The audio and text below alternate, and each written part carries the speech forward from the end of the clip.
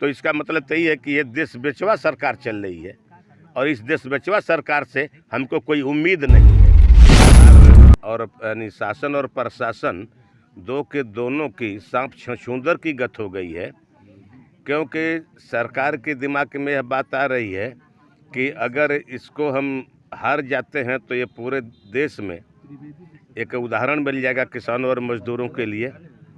इसलिए वो हमको किसी भी तरह से मात देने के फिराक में।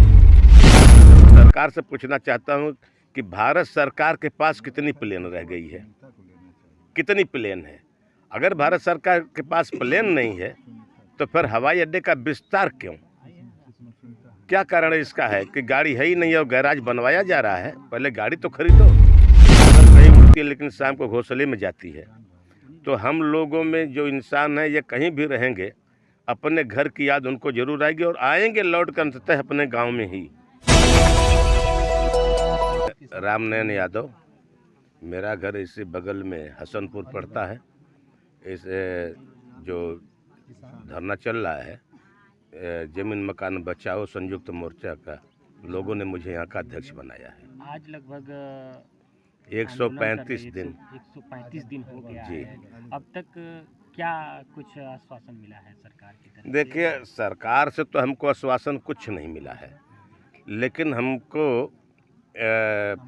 वो बहकाने का प्रयास पूरा किया है और हम इस बात को जान गए हैं कि सरकार और यानी शासन और प्रशासन दो के दोनों की सांप छछूंदर की गत हो गई है, क्योंकि सरकार के दिमाग में यह बात आ रही है कि अगर इसको हम हार जाते हैं तो ये पूरे देश में एक उदाहरण मिल जाएगा किसानों और मजदूरों के लिए। इसलिए वो हमको किसी भी तरह से मात देने के फिराक में है। प्रशासन है, प्रशासन अपने प्रमोशन के चक्कर में पड़ा हुआ कि हम अगर ये काम करवा ले जाते हैं तो प्रमोशन हमारा हो जाएगा, वाहवाही हमारी हो जाएगी। क्या मांगे हैं आप? और हमारे देखिए, हम बस स्पष्टता दे रहे हैं, वही उसी बात पर हम आ रहे हैं। तो प्रशासन और शासन के इस लटकाव में हम उस चीज़ को देख रहे हैं कि कहीं भी इसको अगर जांचा जाए तो हम लगभग 80% जीत चुके हैं इस संघर्ष को। यह संघर्ष हमारे बीच में आया, हमारे मकान और ज़मीन को हड़पने की एक नीति जो सरकार चलाई है पूंजीपतियों को देने के लिए, तो उसमें उसने एक बहाना ढूंढ लिया एयरपोर्ट के विस्तारीकरण का, कि इंटरनेशनल एयरपोर्ट का विस्तारीकरण होगा, इतने गांव जाएंगे। तो अब एक बात मैं आप लोगों के माध्यम से सरकार से पूछना चाहता हूं कि भारत सरकार के पास कितनी प्लेन रह गई है, कितनी प्लेन है।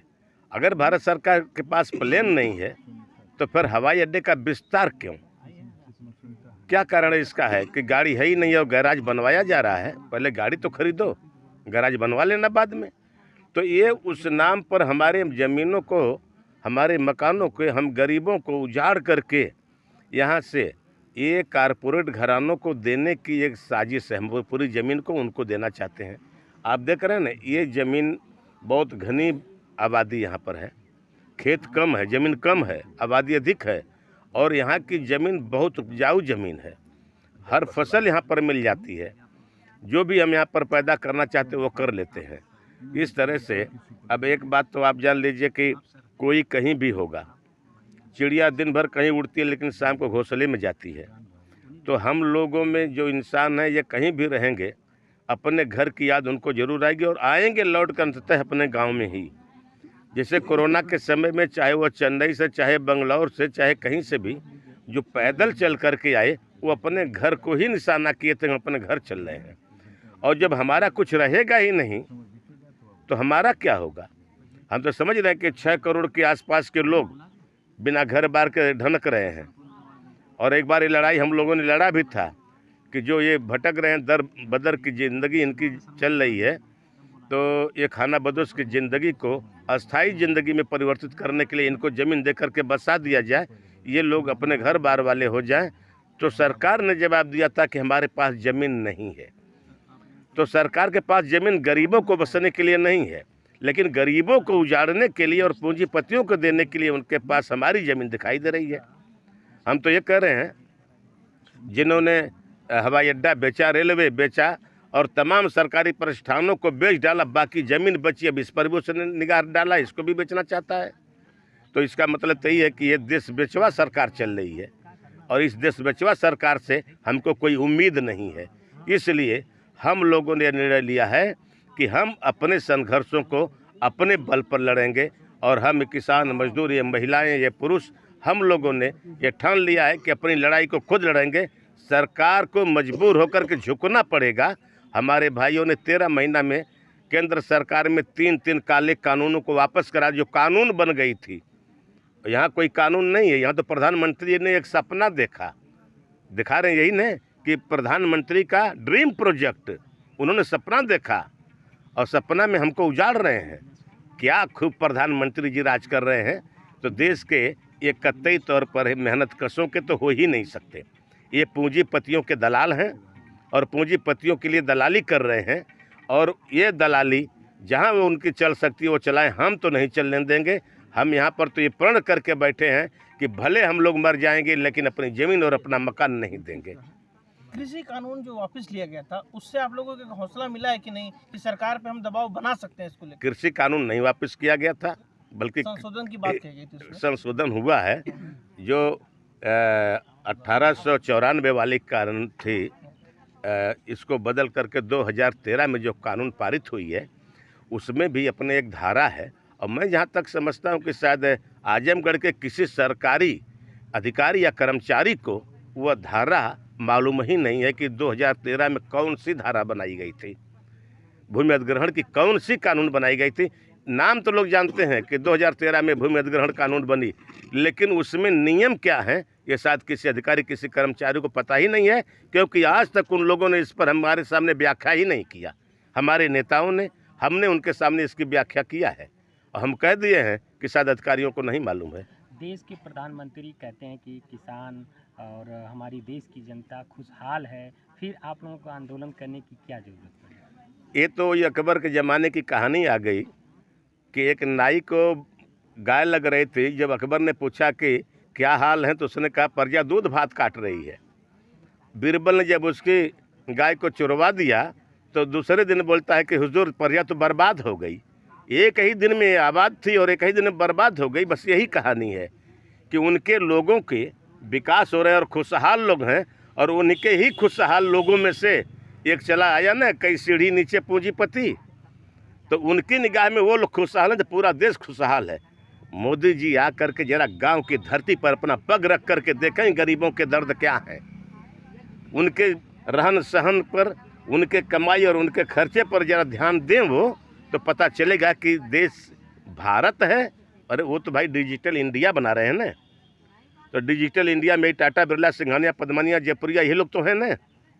और हिंदुस्तान में शहरों में रहने वाले कुछ और लोग हैं, और ये तो भारत बैठा है। भारत को कभी मोदी जी ने प्रगति पर ले जाने का स्वप्न नहीं देखा, सिर्फ डिजिटल इंडिया वालों को देखा है। तो वो इंडिया मार का नेता है। दिनेश लाल यादव यहाँ के जो नए सांसद बने हैं जी, उन्होंने बताया कि किसानों को गुमराह किया जा रहा है। ये विपक्ष की एक राजनीति, इस पे आप क्या कहेंगे? हम ये जानना चाहते हैं कि निरहुआ कितने राजनीति जानते हैं या राजनीति में कभी रहे हैं। जिस विभाग में वो रहे हैं उसमें तो उनको महारत हासिल है, हम उसमें उनको नहीं टिक्का टिप्पणी करेंगे। लेकिन राजनीति के विषय में निरहुआ को ABCD कुछ जानकारी नहीं है। इसलिए निरहु जी से हमारा निवेदन है कि आप कृपा करके वहाँ हाथ डालिए जिस चीज़ की आपको जानकारी हो, और जिस चीज़ की आपको जानकारी ना उस प्रश्न को छेड़िए मत। और राकेश टिकैत साहब जो हैं जी इनके संपर्क में आप लोग हैं? जी, उनका सहयोग किस तरीके से मिल रहा है आप लोगों को? हमको भारत में जितने भी किसान संगठन हैं, सारे किसान संगठनों में लगभग 400-500 किसान संगठनों का जो एक संगठन बना है जिसको हम कहते हैं संयुक्त किसान मोर्चा, वह संयुक्त किसान मोर्चे का समर्थन हमारे आंदोलन को है। और 5 मार्च को यहाँ पर भारत के सबसे बड़े नेता जिन्होंने इस मोर्चे को बनवाया वह दर्शन पाल सिंह हमारे बीच में आ रहे हैं, और उनके साथ साथ वो पंजाब से आ रहे हैं, कोई हरियाणा से आ रहा है, कोई राजस्थान से आ रहा है, तो कोई बिहार से आ रहा है, और हमारे कोई मध्य प्रदेश तो हमारे यूपी के भी तमाम जिलों से किसान नेता यहाँ पर आ रहे हैं और आते रहे हैं। आपके सामने हम बता दें कि आज हमारे बीच में दिल्ली से भी आए हुए हैं, अलीगढ़ से आए हुए लोग भी हैं, गोरखपुर से भी आए हुए लोग हैं। हो सकता है कि आप लोगों से मुलाकात उनकी हो भी जाए। तो समर्थन तो हमको पूरा है, जनता का भी समर्थन है हमको, किसान नेताओं का भी, मजदूर नेताओं का, छात्र नेताओं का, ट्रेड यूनियनों का भी समर्थन हमको मिला है। और इसलिए ये हमारा आंदोलन मजबूत आंदोलनों में से है। और मैं जहाँ तक समझता हूँ कि उत्तर प्रदेश के पूर्वी हिस्से का ये पहला आंदोलन ऐसा है जिसने एक इतिहास रचा है और पूरे देश को एक लाइन दिखाने का प्रयास कर रहा है। पूरा देश शायद इसके लाइन पर चल करके अपने किसान, मजदूर और गरीबों की ज़मीन को और उनके हक को दिला कर के ही ये दम लेगा। हमारा ये आंदोलन, मुझको ये विश्वास है। पिछले 135 दिनों में जो आंदोलन चला है जी, राजनीतिक लोगों का क्या आना हुआ यहाँ पे? राजनीतिक पार्टियों का सपोर्ट मिला आपको? देखिए, राजनीतिक पार्टियों को वोट लेना होता है। राजनीतिक पार्टियों में सिर्फ भारतीय कम्युनिस्ट पार्टी के लोग आए थे जो पार्टी के नाम पर आए थे। वैसे अनेक पार्टियों में, किसान संगठनों में जो है, मजदूर संगठनों में है, तो अपने संगठनों के तरफ से आए थे, पार्टी तरफ से नहीं। लेकिन यहाँ पर भारतीय कम्युनिस्ट पार्टी के नेता जो आए थे वो पार्टी के नाम पर आए थे। बाकिया कांग्रेस के एक आध लोग आए, एक आध बार, और समाजवादी पार्टी के आलम बदी साहब आए थे एक दिन, हवलदार यादव आए थे एक दिन, और यहाँ का जो मौजूदा विधायक है वो 2 बार आए हैं, सवाल उठाए विधानसभा में।